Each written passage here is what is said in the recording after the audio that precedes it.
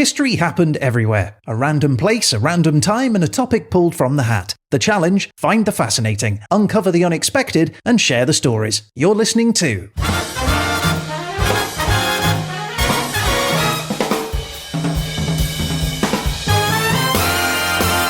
History Happened Everywhere.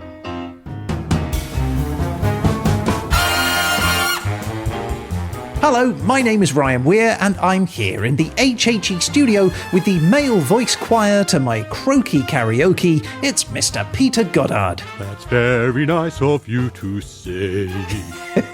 Oh, is that your Tom Jones? That was supposed to be a Welsh voice choir there, but I'll take Tom Jones. What's new, pussycat? Whoa, whoa, whoa.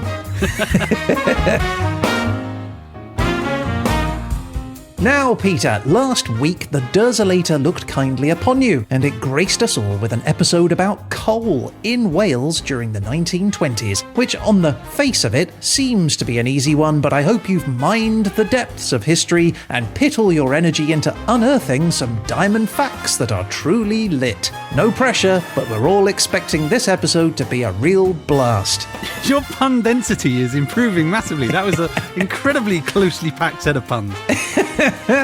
Now tell us, Pete, what have you got in store for the listeners today? Well, you are going to dig this episode, Ryan, as we head down a dark tunnel to the pit faces of South Wales. We're going to discover coal and the central role it played in the rise and fall of industry in the area. We're going to learn why it's so important to keep a sharp mandrill. We're going to learn why you don't just hack at coal, Ryan, you have to cut it. We're also going to discover the miner with the soul of a poet who wrote movingly about mining, and we're going to meet the American singing legend behind Old Man River and find out just why he's so deeply connected to the people of South Wales. Welcome to the land of the Red Dragon. Welcome to the land of castles. Croeso I Gymru. Welcome to Wales.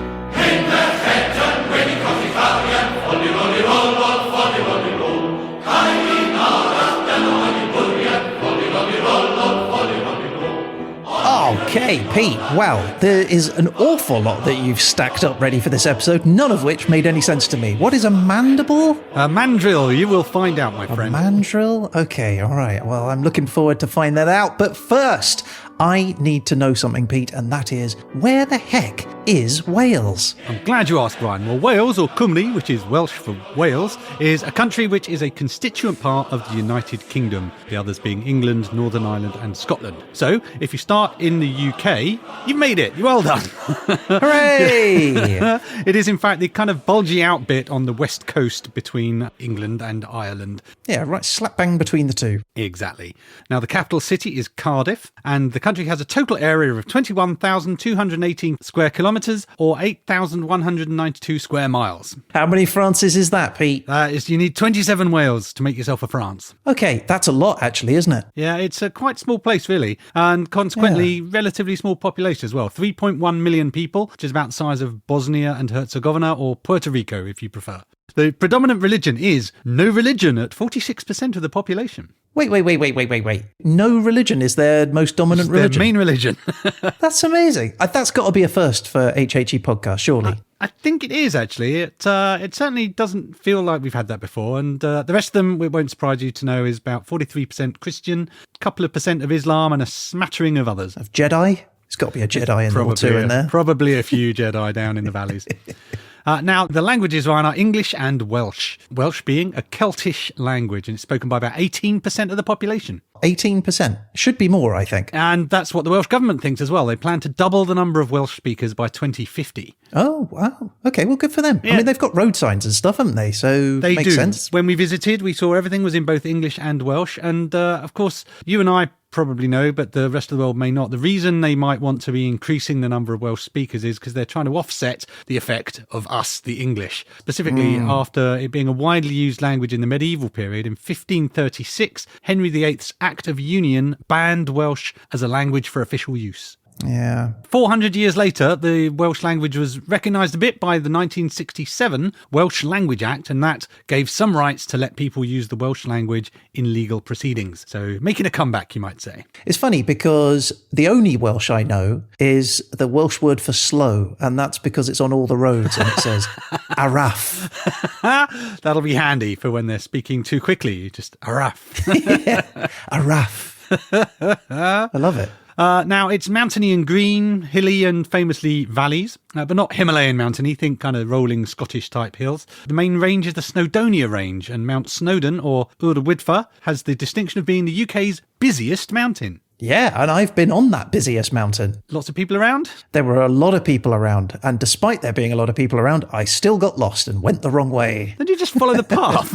Yeah, I thought I was following the path, and then I ended up having to scramble over like this whole up this cliffside. And when I got to the top, there was just a bunch of people, elderly folk looking at me like, "Why have you gone that way?"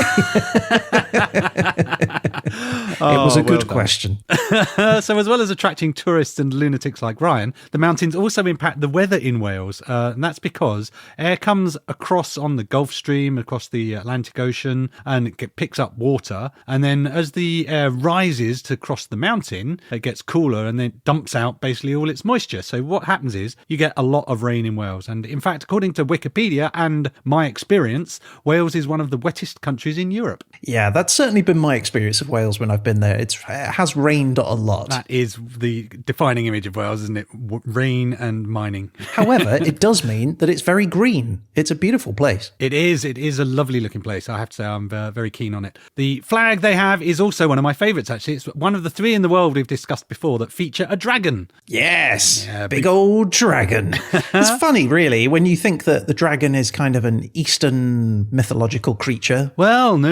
It goes back a ways in the West as well. The dragon is called Idraigoch, or the Red Dragon, but it goes way back to kind of medieval mythical times, if you like, because the Merlin, I think it was predicting what would happen in the future of the country, and he said dig down into a basement or a cavern, and there was under there a red dragon, and it was fighting a white dragon. So the red dragon is symbolic of Wales, and the white dragon symbolic of the Saxons. So the flag has a big red dragon on it. It's super stylized, super cool, and it's on a background that's divided into a white top half and a green bottom, so it kind of looks like a dragon standing on a field. I love it. It's a great flag. I agree. I mean, I think it should be grey instead of white, just to accurately reflect the Welsh skyline. With sort of rain lines on it.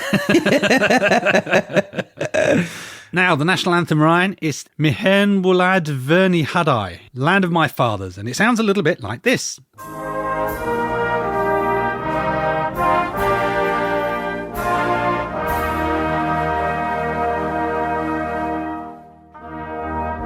I like it.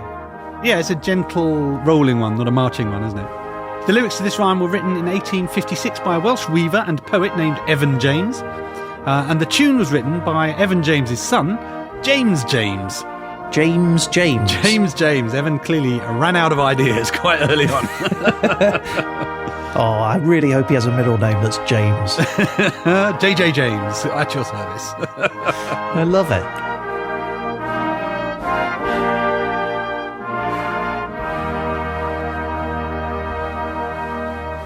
I love the endings of songs. They always make me feel so inspired. It's a nice song, that one. I feel it's a relaxing anthem, not a marching anthem, like I say. Yeah. There is another song though, Ryan, which is quintessentially Welsh. It's known sometimes as the Welsh Rugby Hymn, and it's called Cwm Rhondda, after the Rhondda Valley in Wales. This one was written in 1905 by the Welsh composer John Hughes, and it sounds a little bit like this.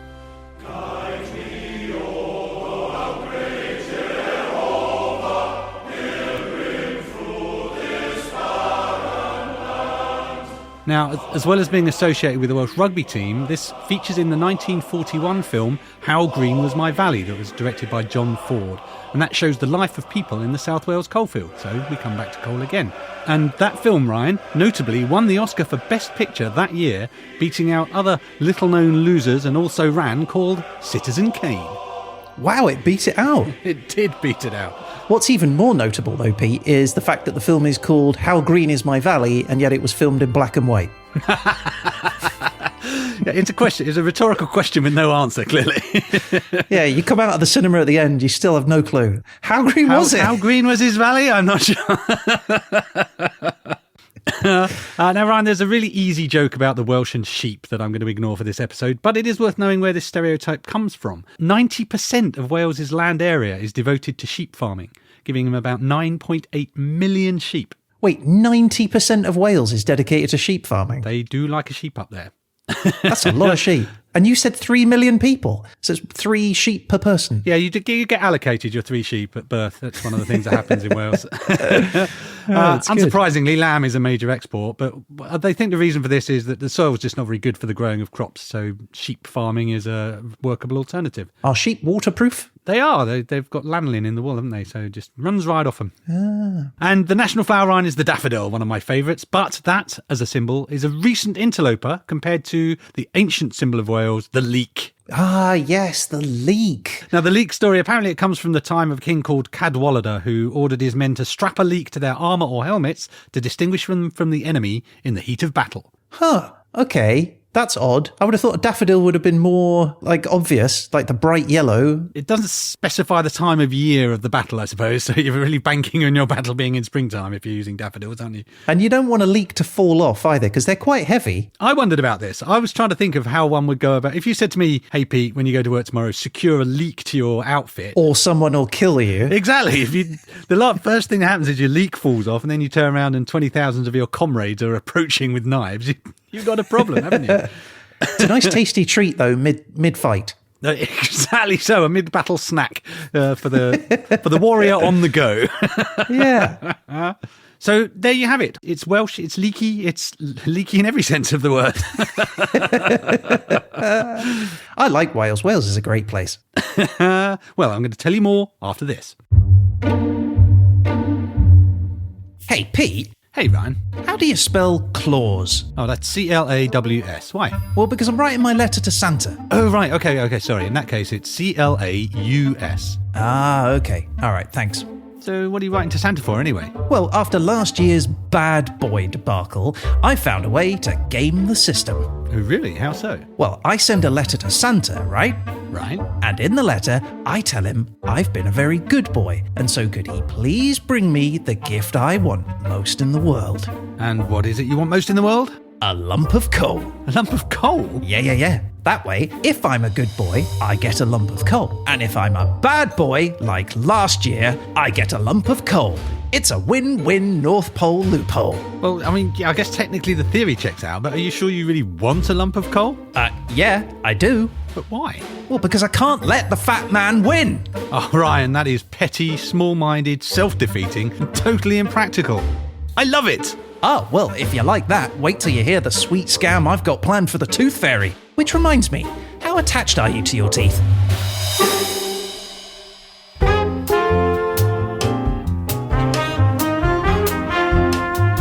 All right, Peter. I am fully oriented. I know exactly where Wales is. I know some interesting facts about Wales, but what I really need to know is some Welsh history. I came prepared, Ryan, so here we go.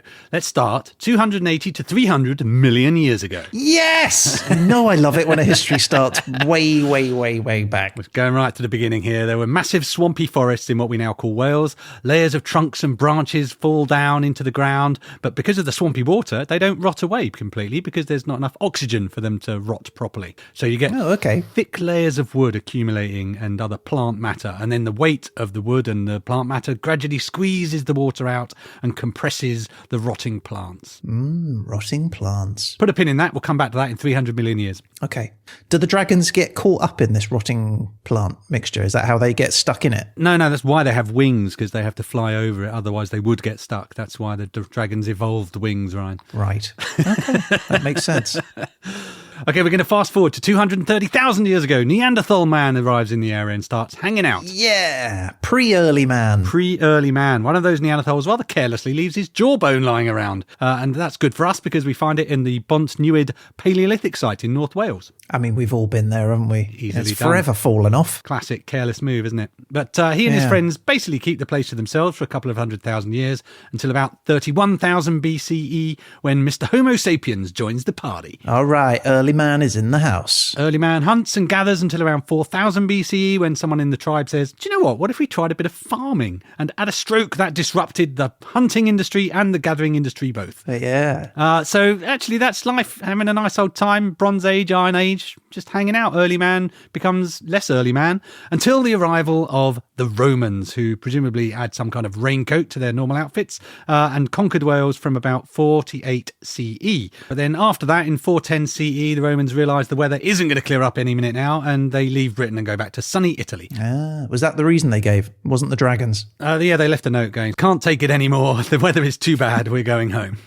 Yeah, no, that is fair. I understand. So from 500 to 700 CE, that was known as the Age of Saints in Wales, where you see a bunch of monasteries being established. And through this period, Wales is basically a number of different kingdoms, including a couple of significant ones, Gwynedd in the northwest and Powys in the east. I've not heard of either of those. Oh, right. Well, in the 9th century, the first person to rule a real big chunk of what we call Wales now was Rhodri the Great, specifically, King of Gwynedd. Rhodri. I love the name Rhodri. It's a very Welsh name, isn't it?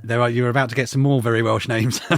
Okay. Around the 10th century, Vikings start to show up for some light pillaging until around 1039 CE when Griffith ap Llewellyn... Yeah, okay.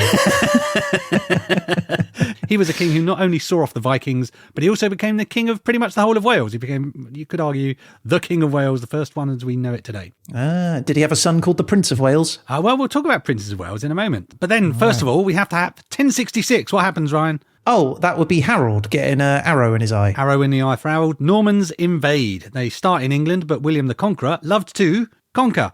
This was kind of his thing. So he kept going until the Normans had taken over Wales as well. Yeah, I mean, I guess from his perspective, if you're just taking over and you're not familiar with the land, it's all connected, right? Right, you just keep nudging until you hit wet. Yeah, exactly. There were some Welsh rebellions getting some of their authority back from the Normans, but in 1171, the Welsh leader Rhys ap Gruffydd met King Henry II and agreed to pay tribute in return for the role of Justiciar of South Wales. Justiciar of South Wales. That'll look awesome on a business card. It would, wouldn't it? I don't know what it is, but I like the sound of it. Yeah, it just sounds great. But I actually raise it because to celebrate this achievement, Rhys organises a poetry and song festival in 1176, and that's generally regarded as the first recorded Eisteddfod, which is a festival of poetry and art that's typically Welsh, and they happen to this day. What's been going for that long? Eisteddfod since 1176 at the very least. 900 years it's been going. Yeah, there are different ones. There is not just one Eisteddfod, but it's a very Welsh celebration of things artistic. I've got to say, I do love a monarch that is supportive of the arts. It's a good sign for things to come in terms of your culture and progress, rather than it all being about going to war with your neighbour, isn't it? It is, yeah. Now, there are various treaties, rebellions, conflicts between the Welsh and English for the next 100 years or so, but 1284, the English king Edward I, a.k.a. the Hammer of the Scots, and also the not very gentle on the Welsh either, brought an end to all the fighting, and this results in the Statute of Rhuddlan, which was a change in the constitution which annexed the Principality of Wales to the realm of England, so formally swallowed up. Bet he didn't like poetry. He probably didn't. He did, though, introduce the concept where the King of England's son became the Prince of Wales. There it is. There it is. So that was it. There was rebellions breaking out from time to time. Most notably in 1400, there was a guy called Owen Glendower who managed to free a large portion of Wales. He managed to even get this portion recognised internationally, set up a parliament and everything, but he only managed to last 5 years before the English came back and took over control again. Yeah, 5 years without the English. Yeah, and actually it's a good story for Glendower because he was never caught or betrayed by anyone despite the huge rewards that were offered for his capture. So next major event, Henry VIII, as we've mentioned, abolishes the Welsh legal system and bans the Welsh language from officialdom. And then pretty much you're looking at the history of the United Kingdom as a whole, right up until the Industrial Revolution, where you see the rise of ironworks and the need for coal, which has a major impact on the area, fortunately for me. Yeah. And gradually poverty and deprivation become increasingly common. Mining in particular suffers, and it declines into the 1990s when there was only one deep pit mine remaining in the country. Right. Now, in 1997, Wales voted for devolution, i.e. more local control. They get a National Assembly for Wales set up, and that's where we are today. But one thing I wanted to bring to your attention, Ryan, that's not often talked about as much today as you might think, is that the capital city, Cardiff, is home to a time rift, which is why the Torchwood Institute is based there to do battle with various alien menaces. And you can find out more about that if you watch the documentary on the BBC, the series Torchwood, and that will tell you about the people that were working there, including famous members like Captain Jack Harkness and, of course, Doctor Who. Doctor Who? Doctor Who. Who's this Doctor? The Doctor Who. I'm joshing, of course, but Cardiff is where they film the series Doctor Who and its various spin-offs, Torchwood and the Sarah Jane Adventures. Sarah Jane Adventures. My favourite of the series. Doubtless. So that's it, Ryan. That's what happened in Wales. Now you know. Diddle-a-dum, diddle-a-dum, diddle-a-dum, diddly-diddly-diddly-dum, diddly-dum, diddly-dum, diddly-diddly-diddly-dum, diddly-dum, diddly-dum, diddly-diddly-diddly-dum, diddly-dum, diddly-dum, diddly-diddly-diddly-dum. I wonder how many people were joining in when we were doing that. It's impossible not to. Do you want a sketch? Yeah. All right. Sire, we have finalised the attack plans. Excellent. Finally, we shall be rid of those pesky Welsh rebels and unite our kingdom as a united kingdom. Actually, that's a good name. Write that down. Of course, sire. Now, walk me through the plans. Right, well, our network of spies has uncovered the location of the rebel base, so we shall gather our troops and attack them there. Destroying them all, at last. There is just one problem, sire. Well, what is it? The rebel stronghold, it has something of a tricky reputation. Surrounded by hills, with little access. Plenty of escape routes, one would imagine. No, sire. So, what is it? It's hard to say. Well, just give me the gist of it, then. No, sire, it's hard to say. The town. It's called Llanfyr Pwlgwyngyll Gogera Chwyndrobush Llantysilio Gogogoch. What? Llanfyr Pwlgwyngyll Gogera Chwyndrobush Llantysilio Gogogoch. One more time? Really? It's called Llanfyr Pwlgwyngyll Gogera Chwyndrobush Llantysilio Gogogoch. That's the name, sire. Right. Well, in that case, it's decided. At dawn tomorrow, we attack Cardiff.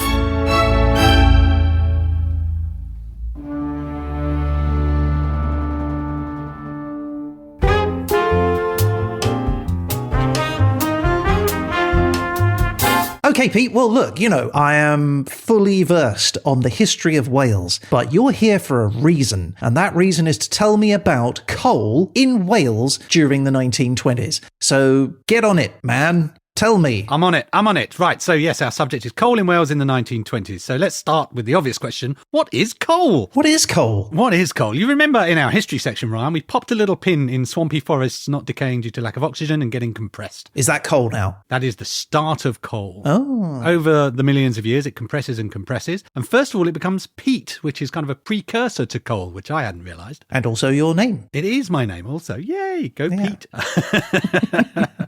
And another thing I didn't realise, that the next stop is not just coal. There are, in fact, different types of coal. Okay, well, like barbecue, fireplace, not a million train. miles away, actually. The ranking, really? Okay. Okay. The ranking depends on the types and amounts of carbon in the coal, right? So lignite is 25 to 35% carbon. It means it has the lowest energy content. It's kind of crumbly, has moisture in it as well, which you don't really want. It's not great for burning, but it will burn. So what's the rest of it if it's only 25% coal, essentially? Mud and soil, I guess, or bits of... Sticks. Yes. Crud. I'm going to say crud. Cruddy coal. The next level up is sub-bituminous coal, higher energy, 35 to 45% carbon. Okay, I'm happier with that. All right. Bituminous coal, 45 to 86% carbon. Now we're talking. Yeah. Give me some of that bituminous coal. That is not the primo coal. The primo coal is at the top anthracite, 86 to 97% carbon. Generally has the highest heating value of all of the ranks of coal. Anthracite coal. Yeah. I think they could use that as a jingle. I've also seen the distinction made as quality. House coal, steam coal, and anthracite. So actually, that's what I was saying. You were pretty much there. So that's coal. But what about coal in Wales specifically? So I thought I'd better get some help. So I contacted the Big Pit National Coal Museum in Glenarvan, Wales. Yay! Yeah, this is a mining museum in which you get to actually go down in a real coal mine, which is awesome. Yeah, that is awesome, but my claustrophobia says not so awesome. Okay, maybe not for everyone, but for those who don't suffer from such things, it sounds like an amazing experience. But they also, of course, being a museum, have experts, as you might expect. And one of their experts, a gentleman called Ceri Thomas, agreed to talk to me. And, well, I'll let him introduce himself. I'm Ceri Thomas. I'm curator at Big Pit National Coal Museum in Blaenavon. I've been working here since 1999. Prior to that, I worked underground in Cwm Colliery and Beather. Ooh, very nice. So there you go. Not just a coal expert, but an actual miner, real on the ground or under the ground experience, you might say. An underground miner. Yeah, I was really lucky to meet him. But to get us started, I asked Ceri how much of a difference the discovery of coal made to Wales. When you think of Wales in the early 19th century. Basically, there's sheep and cows and small holdings, isn't there, But by the beginning of the 19th century, of course, the ironworks have come into fruition because there's fuel, there's water, there's iron ore, all available around the heads of the valleys. Now, originally the coal industry grew out of the iron industry, okay, because basically coal then replaced the timber, which had all gone, so they were using coal to produce iron. But by the middle of the 19th century, coal became a commodity in its own right, because originally the Royal Navy used to use coal from the north of England, around Durham, but they found that the South Wales coal gave off less smoke, so that a warship couldn't be seen over the horizon. So the Royal Navy concentrated totally on Welsh steam coal to run its ships from the mid-19th century on. And after the Royal Navy said it was good enough for them, everybody in the world thought it was good enough for them. So Welsh steam coal was transported right around the world. Well, you're talking, say, the Rhondda Valleys, which is both 17 miles long and very famous in coal history.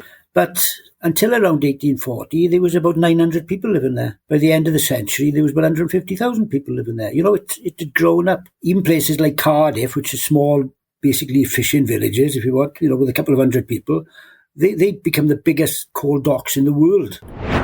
That is fascinating, Pete. I genuinely didn't know I was going to find coal fascinating, if I'm honest.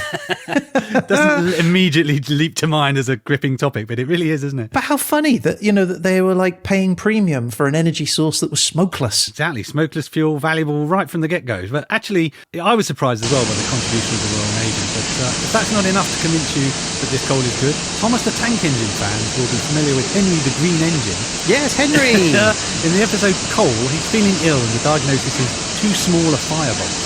But fortunately, the solution is the Sir Topham Hatt, I think his name is, decides that Henry should use Welsh coal instead of whatever inferior coal he was running before, and that burns better and helps Henry run well and do his job. Oh, that's cool. So, Welsh coal there is the quality coal to have. So, there's lots of lovely coal across Wales, but how do you get it out? So I asked Ceri to explain what mining might look like in Wales in the 1920s. It's all according to Corsica because methods changed. But basically, up until the mid-20th century, they're undercutting the coal by hand with a pick, what do you call a mandrel. So they undercut the coal to a depth up to your elbow, like that, lying on the side. Then they wedge that in, and then they cut another cut vertically. And then, of course, they pull the coal out because they don't want small coal. And until the 1940s, 1950s, you couldn't really sell small coal. It was only when the power stations became developed and they actually shoot in coal dust into the generators or whatever, But originally, they wanted as large lump as possible. So you have to be very careful. So you don't hack at coal or throw yourself at it. You have to be pretty careful what you're doing. Otherwise, you're breaking it up. So it's broken up into lumps. You get the lumps down. And there's certain procedures. You've got a boy with you called a collier's boy. It could be a son, it could be a nevy, it could be a complete stranger. But their duty was to use what they called a curling box, which looks like a large sugar scoop, about 2 foot across by about 2 foot deep. Yeah. And they had to carefully load the lumps onto that, drag it back to the drum, which is the four-wheeled cart which came out, and then load it very carefully on there because they didn't get paid for small coal. You're not just swinging a pick random at anything. You're actually surgically removing it. So they got to make sure they got a very sharp pick for a start. So they used to carry, the pick used to have a detachable head, and they'd carry 3 or 4 heads sharpened. And then at the end of the shift, then they'd pass them up to a sharpening shop, who would sharpen them for the next day. And of course, you had your number on them, so you knew which one was yours. So you always had a sharp mandrel. What's the old saying? Cool head, sharp mandrel. And a gentleman comes in with a horse and an empty drum. They tumble the empty drum into the sides, because you haven't got much room down there. So you tumble the empty drum off the rails, you move the coal out, tumble the empty one back in and take it into the collier, and then they turn the horse around in the roadway, put it on the front, and then they take it out to a main roadway where it joins lots of other drums together to make a train of drums, a journey of drums, and then they are taken up to the shaft, and then they are dragged out all together, 30 or 40 of them together, and then they wound up the shaft. So there was 2 checkweighers on top of the pit. So when the drums went past them, they'd mark them out. One checkweigher was for the trade union and one checkweigher was for the owners. So there was an owner's representative check-in and a trade union representative check-in. Wow, so you can have multiple different heads for your Mandrill. Mandrill, yes, just pickaxe essentially, but yes, that's the aim of the game. So basically, That's cool, because I've only ever seen like a pickaxe and thought, well, it's just a pickaxe, right? I didn't think it had interchangeable heads. Well, that's very cool. You need to keep it because you're cutting coal. You're not hacking at it, Ryan. You've been warned. I feel like you're hacking at it. Like, I hear what he's saying, but come on, everyone's seen images of the miner with a pickaxe hacking away at rock. They're not like sitting there with a knife and fork. But yeah, so that's it. You slice out the biggest lumps you can. This boy scoops it into the cart, which is called a tram. It gets marked on the side because you get paid by your own cutting. You don't just get a daily rate. You coal conger up to the surface, and then owners and representatives of the union say, yep, that looks like that amount of coal. That's fascinating. I didn't know that. So you get paid by the load, not just, for the day. Yeah, and there's more to it than that even, and we'll talk about that later. But it's actually worth mentioning, in Wales in particular, a miner wouldn't just spend his day at the face cutting the coal. He had to do a bunch of other jobs as well, and Ceri explained that to me like this. They obviously they're not doing it all day because they still got to put their posts up, they got to lay their rails, they got to rip part of the roof down. And South Wales Colliers did all the major work. If you went to Nottingham, you'd have different people doing the roof support, different people laying the rails. But in South Wales, they did them all, which had a problem from a trade union point of view because the price lists, because each one of these tasks had a different price, which had to be negotiated and struck over sometimes, right? People didn't agree with them. So the South Wales price lists are the most complicated in Britain, and they cause lots of problems.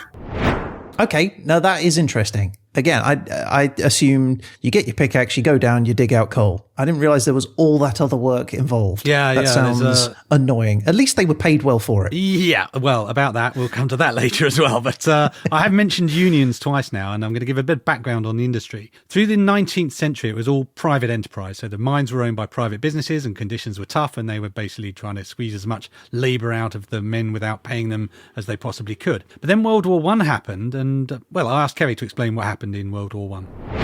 It was nationalised during the First World War, basically nationalised. I don't know if they actually called it that. By 1921, it had gone back to the ownership. So during the war, the miners' wages rose, conditions got better, and then all of a sudden they threw it back on the owners who decided, no, we're not having that. And that ended all the luxury and the, turkey and miners' baths and things like that. So it went back to the normal hard-nosed capitalism, didn't it? Turkeys in a bath, Pete? Yeah. What's that all about? That is a good question that I have not actually dug further into. I will have to bring that to the verdict because I wondered why miners were bathing with their turkeys as well. Gotta have a clean turkey, I guess. I guess so. But basically, things got relatively better during World War I, but they ran the risk of going backwards again with the return to private ownership. And that actually led in 1919 to the appointment of something called the Sankey Commission. Mrs. Sankey was my favourite primary school teacher. Possibly a descendant, who knows? But this was a Sir John Sankey who led a royal commission, looked at the future of the mining industry, and they said, right, let's meet in the middle on wages, and also we think we should renationalise the industry. So the government, who commissioned this report, looked at the recommendations and went, oh, okay, yeah, let's not do that at all. Threw it on the fire immediately. Pretty much, and topped off the coal with it, basically. But this led to some challenging times. They went back to private ownership, and so the 20s became quite a challenging period where there was a lot of strife between workers and owners. And this is the year, also the decade of the general strike, which took place in 1926, which was kind of a mass strike for everybody, but the miners held out for months even after that. But ultimately it ended in defeat for the workers. Yeah. And then actually that leads into kind of what happens next, which is pretty much the decline of the mining industry. So I asked Ceri what happened over the 1920s and the 1930s. Between 1921 and 1936, 241 mines in South Wales were closed down. And from 270,000 miners, which had been there in 1913, the peak of the coal industry, it went down to 130,000, so basically halved. So people who had been flowing in from the end of the 19th century on were flowing back out. Yeah, it's all a little bit depressing, isn't it? It doesn't have a massively happy ending, although one might argue not working down a mine has its upside. When everything in your area is geared just purely around mining, then you take that away. What is everyone supposed to do? That was exactly the problem, which was there's not 20 employers of which one goes down. It's the town that is entirely employed by the mine is now entirely unemployed. So You can't suddenly put 2,000 people out of work and expect them to work in the local shop or get a job in the library, can you? So, and that's exactly what happens. You have these places that become really severely hit by unemployment. Yeah, it's just no way out. What can you do? It's crazy to me. So anyway, that's our period, the 1920s, which basically marks the beginning of the end for coal in Wales. But fortunately for us, the period A hasn't been forgotten, but B was particularly chronicled by one man who is a remarkable poet miner, you might call him. And we're going to talk about him after this.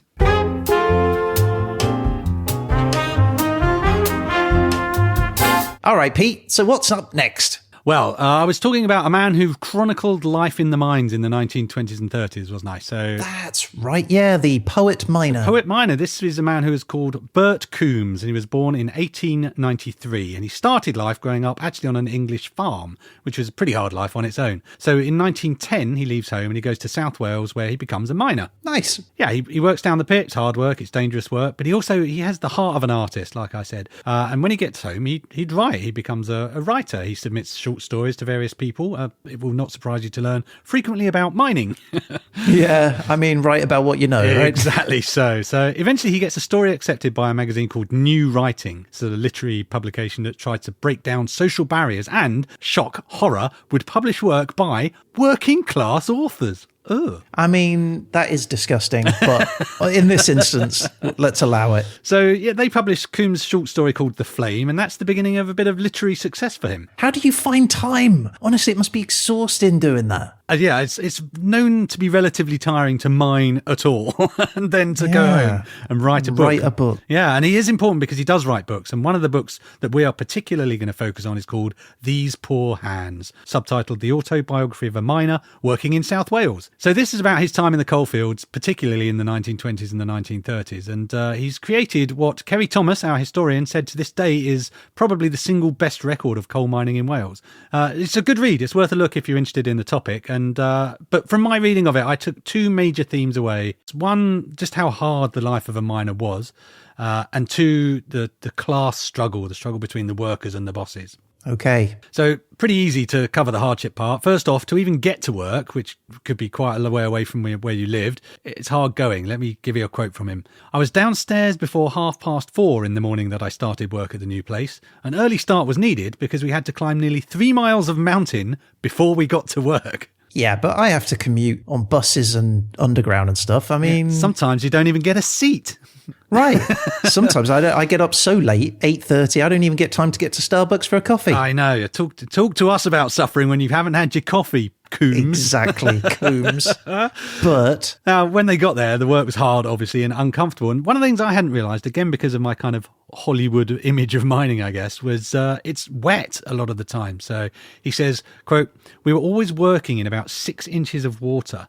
There is nothing pleasant about water underground. It looks so black and sinister. It makes every move uncomfortable, and every stroke with the mandrill splashes the water about your body." Yeah, that just sounds dreadful.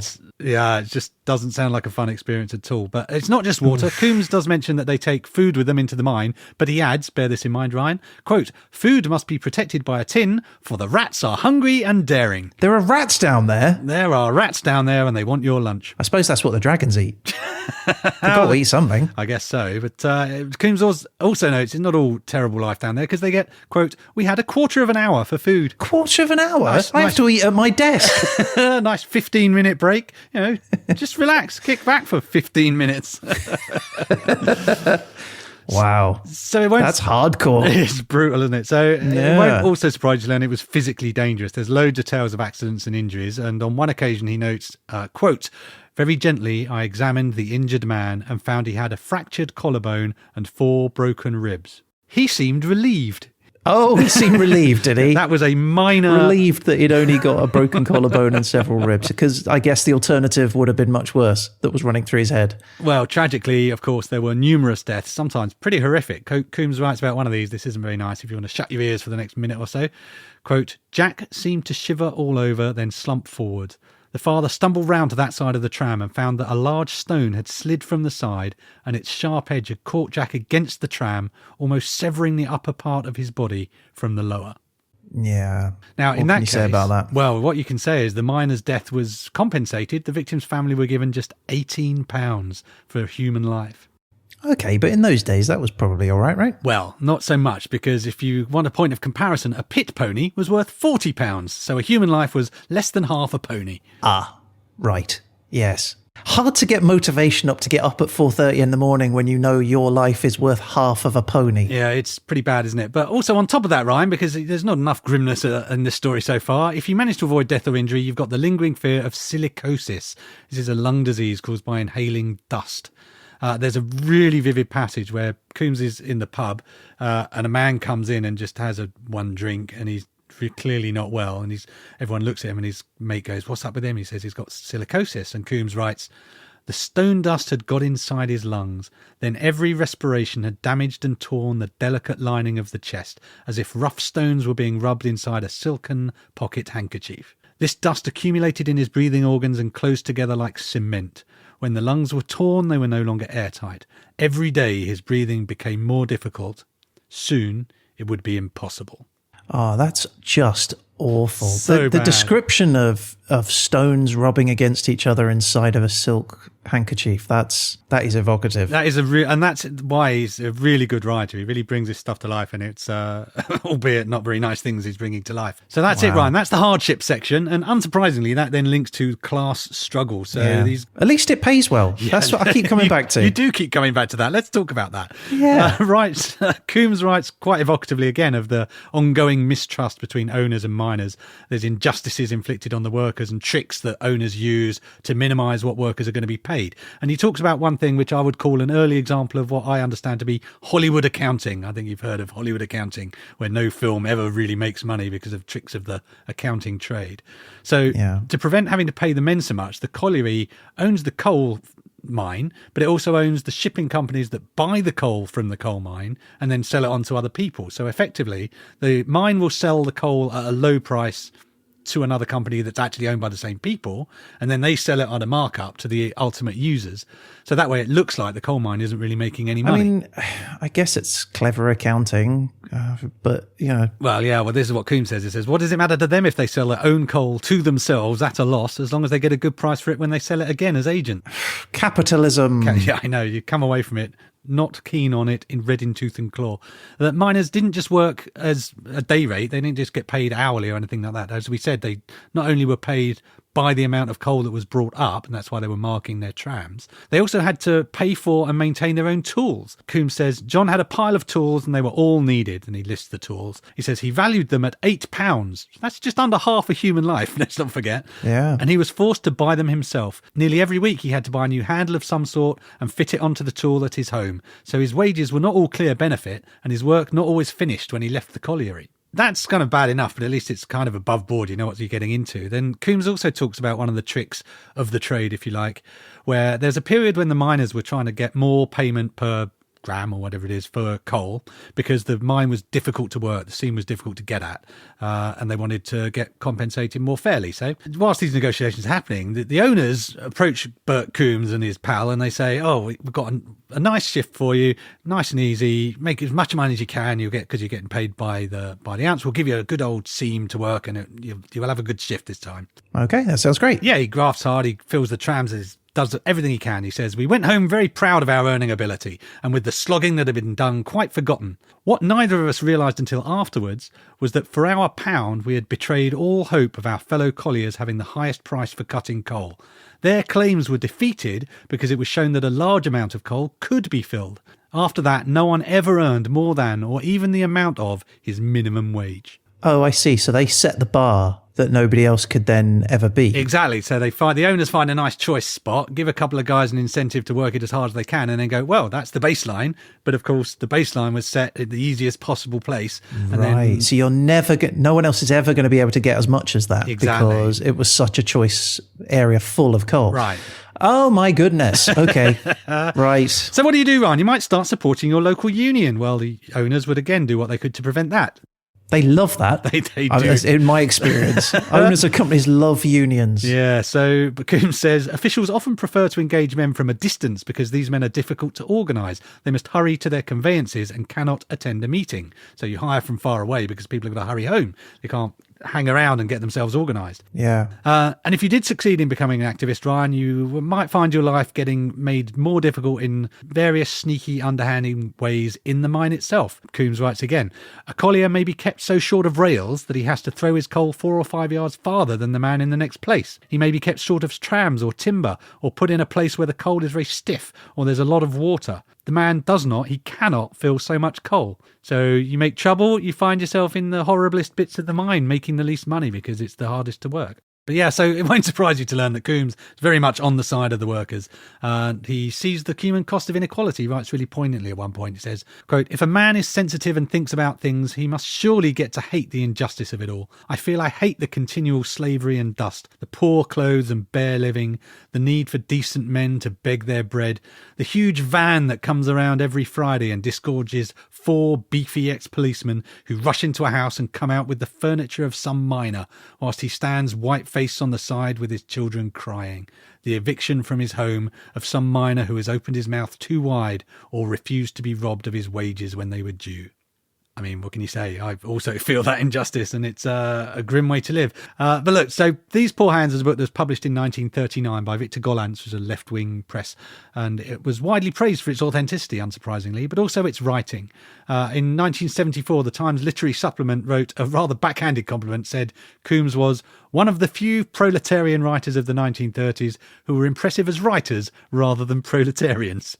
Oh, okay. A sort of snooty compliment to make to someone. Yeah. But, a compliment nonetheless. Exactly, right? But the end of 39, the book had sold 50,000 copies. So I guess he must have made a few pennies from that at least. That's fantastic. Do you have a copy of this book? I have an e-copy of it. It's a good read and it is out there, so do go and buy it if you're interested. We'll put a link into the notes. And Coombs writes throughout the rest of his life, often about mining, and he continued to be a miner till the 1950s, where he gets a serious back injury, perhaps unsurprising again.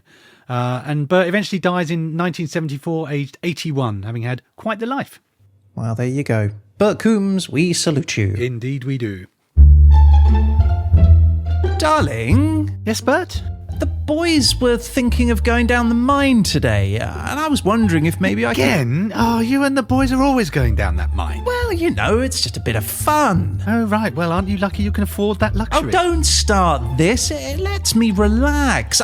And I need a bit of rest after the week I've had. Oh, sure, yes. Mr. Wordsmith all tuckered out from his writing, is he? Do you know how hard writing is? I just want a bit of time underground. Well, I work hard too, you know. 8 hours of cutting coal helps clear my mind. No, you're right. It's fine. Go down the mine with your friends, whatever. Or maybe you could try out your new set of mandrill heads. What? Oh, I saw them. I mean, exactly how many of those things do you need anyway? They were on sale!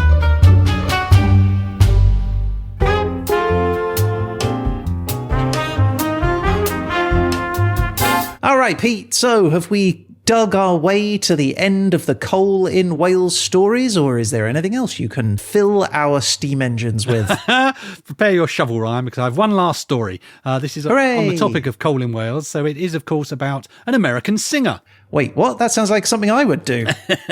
Yeah, it is a little bit rhymy, isn't it? But yeah, there's a singer called Paul Robeson. Never heard of him. Well, he was, you will find you've heard of one of his songs, I think, later. But Paul was a black man born in America in 1898. So not exactly the most advantageous start in life. Yeah. But he was clearly a very talented individual because, number one, he earned a law degree.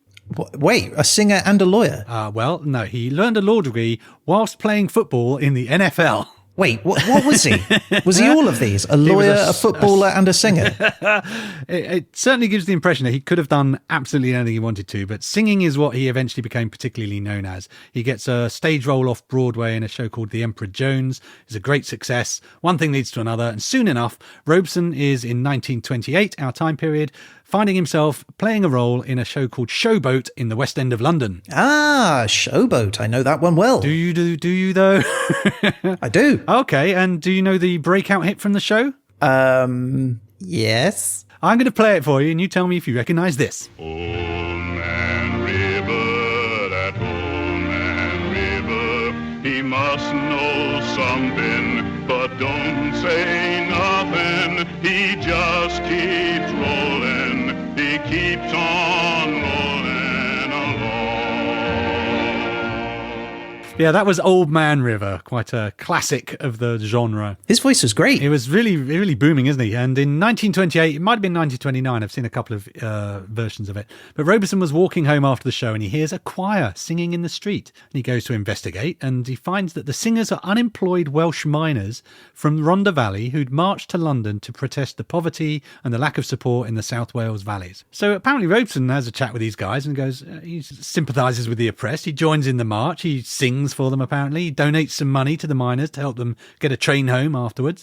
And this is the beginning of an ongoing, unlikely friendship between the Welsh valleys and this guy, Paul Robeson.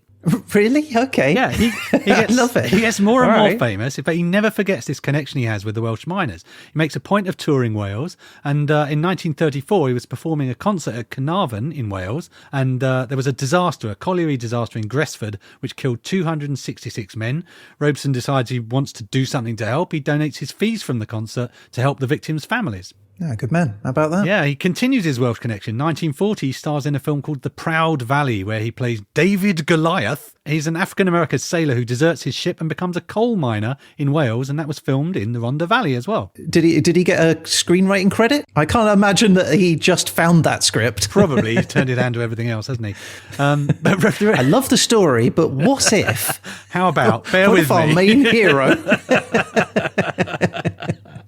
Okay. So yeah, he becomes more and more famous, but he also becomes more and more interested in left-wing thought and causes and equality and issues of socialism and injustice. And he becomes interested in and voices support for and visits the Soviet Union. Okay. So this was frowned upon, I would say, by the Americans. Yeah, this not go very well down in the old US of A. In fact, gets him cancelled, and not in the modern way where you get to still tweet. It's actually much harder kind of cancelling where basically the US government refuses to issue him a passport. And when he asks why, they tell him it was because of his frequent criticism of the treatment of blacks in the United States. That's the reason why. But okay, so he now doesn't have a passport, so he's just floating around the world, is he? Without a home? He's back in the US with it, so he's... Oh, he can't leave. He can't leave, yeah. So, I'm with you. Yeah, in 1952, Robeson was awarded the International Stalin Prize by the Soviet Union, which I can't imagine helped him very much. Yeah, cheers, guys. Thank you so much. Trying to keep a low profile there, but all right. So in 1956, it's full on. He finds himself literally in front of McCarthy's House Un-American Activities Committee. Reds under the bed, the whole 9 yards. Yeah, that's not a good place to find yourself. Not really. So eventually he has his passport restored and he returns to travelling the world, sharing his amazing voice with everybody. But overall, all these experiences take their toll and he becomes pretty paranoid. I think he just becomes sensibly paranoid, but it's described as... Yeah, I was going to say. I can see why. Yeah, exactly. He does suffer a nervous breakdown, though, and in 1963, he retires from public life, where he stayed until his death in 1976. So I'm going to leave you with two things, Ryan. One of them is a quote from Robeson that I think is quite telling. He says, "The artist must take sides. He must elect to fight for freedom or slavery. I have made my choice. I had no alternative." There you go. But they also say finish on a song, so I'm going to add, despite not having a passport, Robeson still managed to perform concerts for his friends in Wales by what I'm going to describe as an early Zoom meeting. He would sing over a transatlantic telephone line. In the 1920s? No, this was in the 1950s. So the one gig was in 1957 as part of the Miners' Eye Steadfod, and I'm going to play you a little bit of it now. I will note that I've edited the start down a little bit for time. There's a little bit of talking at the start. Hello, Paul Robeson. On behalf of the South Wales miners and all the people gathered at this Eisteddfod, I extend to you warm greetings of friendship and respect. We are happy that it has been possible for us to arrange that you speak and sing to us today. We would be far happier if you were with us in person. Our people deplore the continued refusal of your government to return your passport and to deny you the right to join with us in our festival of song. We shall continue to exert what influence we can to overcome this position.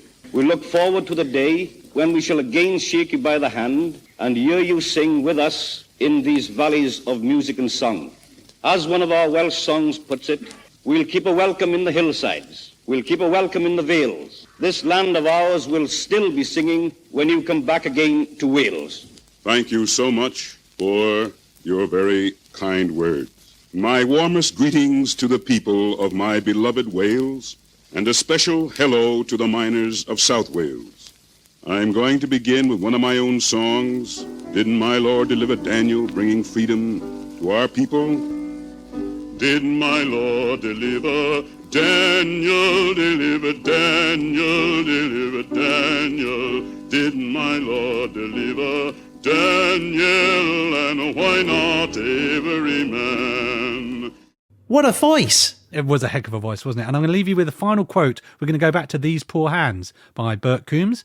In the book, he actually hears a song playing and he says, quote, I recognise that it is Paul Robeson. Then he stops everything he's doing and he says, to do anything else except listen would be to insult one whom I count as one of the greatest men of all time. Oh, wow. Okay. That says something, doesn't it? Really because does. I can't believe that he was alone with that. I imagine he's probably speaking for his people there when he says that. Absolutely. And before we finish, that is everything, Ryan. But I would like to thank Ceri Thomas once again for his generosity with his time. And I would like him to finish for us, actually, by telling us a little bit about the Big Pit Museum.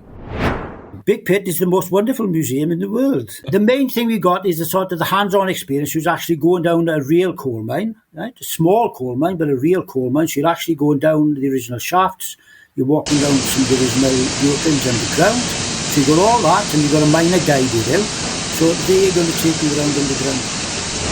I want to go to the Big Pit Museum. Well, if you want the real mine experience for your claustrophobia, you might want to get underground with those guys and learn more about coal mining in Wales. So get to South Wales, visit the Big Pit, and tell Ceri that Pete sent you. I think I'll just go to the gift shop. Shut your eyes and swing a hatchet around and feel like you're in the mines. It's up to you, Ryan. You do you. Oh, do me.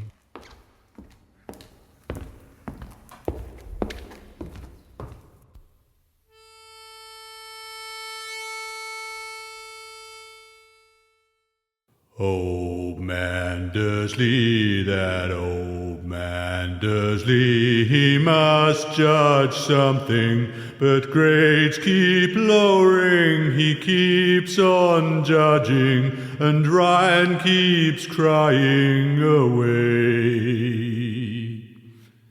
Old man Dursley, that old man Dursley, he's just so grumpy, he makes us jumpy, but old man Dursley, he keeps on marking us down.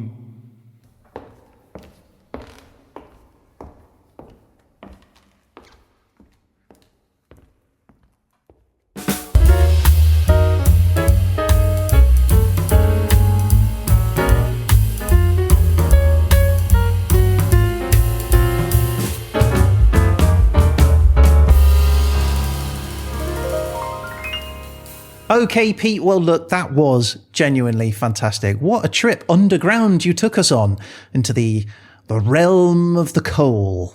I thoroughly enjoyed researching it. It was a great topic. I was really lucky, I have to say. Yeah, you really dug out a few real gems there. That was amazing. And how amazing was it to have Ceri? Yeah, he was really generous with his time, and I really enjoyed talking to him. He's a great guy. Yeah, subtitles will be available on our website. Yes, for our overseas audience, they might have struggled a bit there, maybe. But look, Pete, you know what time it is. Is it for the audience's eyes to swivel in their ears on their sockets? No. Normally it would be. No, but this time of the year, Pete, it's time for the audience's baubles to swivel on their tree. Oh, of course.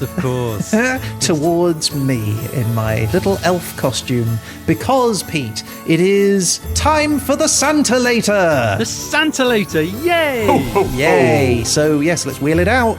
Magical time of year. Okay, well, I love it. It's beautiful, the red and the green. We have to dust it off a little bit. Once a year is not a great amount of uses. Why did we build it so big? Okay. Anyway, let's it's good to go. It is. Let's run you some place, time and topic. Are you ready? I am ready for my place. Your place is... Turkey. Really? I would have thought the place would be bathtub. Easy now, you're not a miner with your Really? turkey in your Turkey for our bathroom. Christmas episode? No Exactly. way. People are gonna Turkey for think this- Christmas, Ryan. That really does sound rigged, doesn't it? Okay, does. well, that's fantastic. Turkey. Okay. Turkey for Christmas. All right, give me a time. Time period, Ryan, is... Oh, I'm not sure how to think about this. It's 1400 to 1600. Oh, okay. So the Christmas magic ran out at little bit, 1400 to maybe. 1600. That's not too bad, I don't think. There's probably something there. 200 years, right? Yeah, you'll find something. Those sneaky Ottomans were probably up to some Christmassy goodness. Yeah, probably. They famously enjoy Christmas in that Islamic country. Nevertheless, let's see what the topic has to offer. Okay. Your topic is...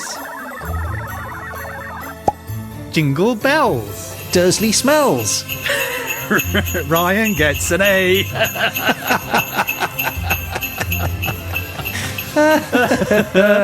Yes, That's so your amazing. topic is Jingle Bells, your time period 1400 to 1600, and your place is Turkey. Well, there you go, everyone. Christmas special coming up.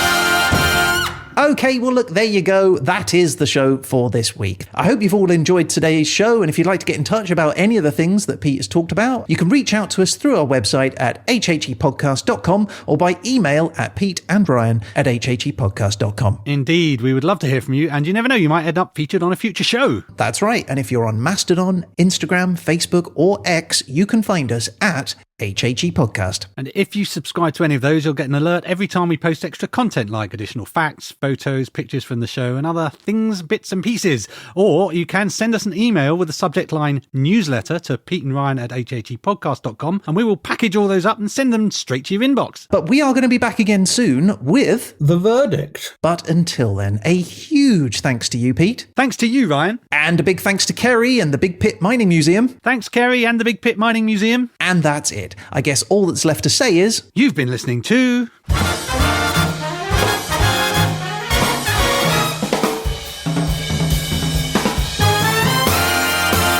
History happened everywhere.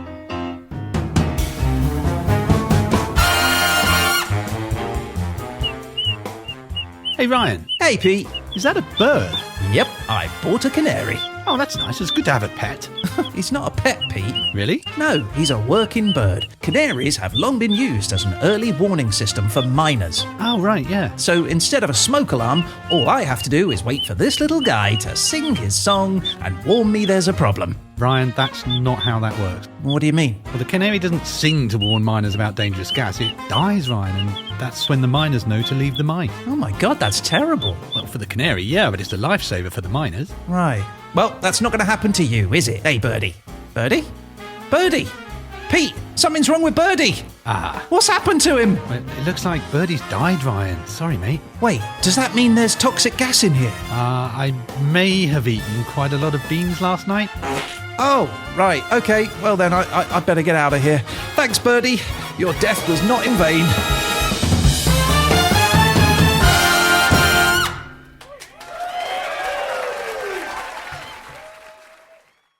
Llanfera pulgwingish golgera cyntrobush glantasilio goch.